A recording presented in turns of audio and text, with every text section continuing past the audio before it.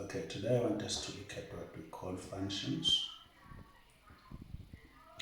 And functions is also plus or minus 35 marks.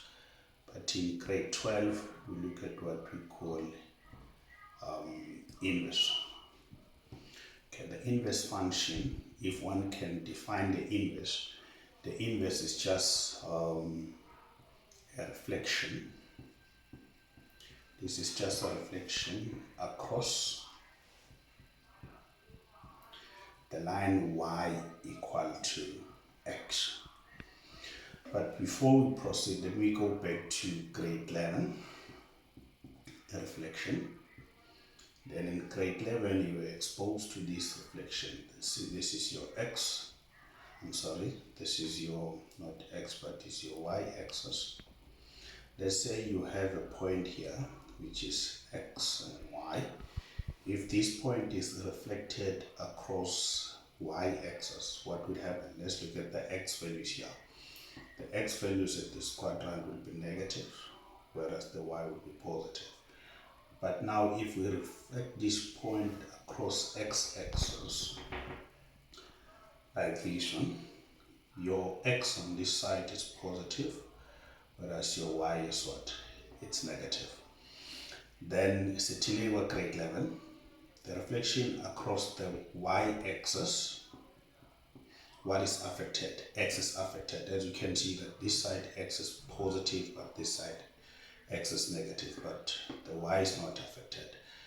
But the reflection across x-axis, you can see x is positive and this side is also positive. However, y is affected. So that's a reflection that we did in grade 11.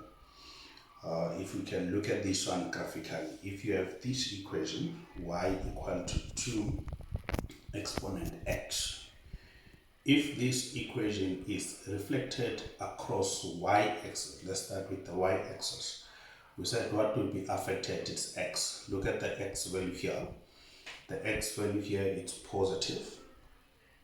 So if I reflect this one across the y-axis, this would be 2 exponent negative x. That's a reflection across x-axis.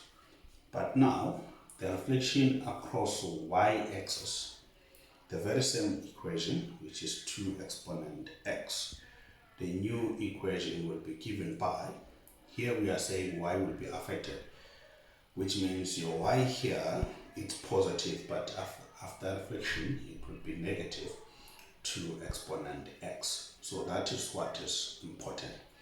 Now, let's go straight to grade 12. Then we are saying in grade 12, we are talking about the reflection across the line y equal to x, which means in this case, your y is x and your x is y. So let me start with the linear one. For the linear graph, let's say you have y equal to 2x minus 4. Then the question would say, write down the inverse of this function. But what we said here is that your y is same as x, which means where there is y, you put x, and where there is x, obviously you put y. So this would be x equal to 2x minus 4. This one should be y, right? This should be 2y minus 4. However, for the function, you have to make y be the subject of the formula, which means you take 4 to this side. This would be x plus 4 equal to 2y. Then in order to make y be the subject of the formula, you'll divide everything by 2, which means your y will be 1 over 2x plus, if you say 4 divided by 2, obviously that will give you 2. So this is what we call the inverse. So it's simple as that. So what you do when you talk about the reflection across the line y equal to x, you simply interchange what? X and what? And y. So that is all about the reflection. Okay, let me take another example based on linear. Okay, thanks, Shana.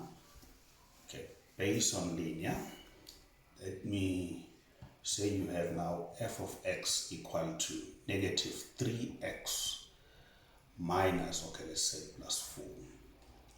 Okay, now this is function f. The question will say, write down the inverse of this.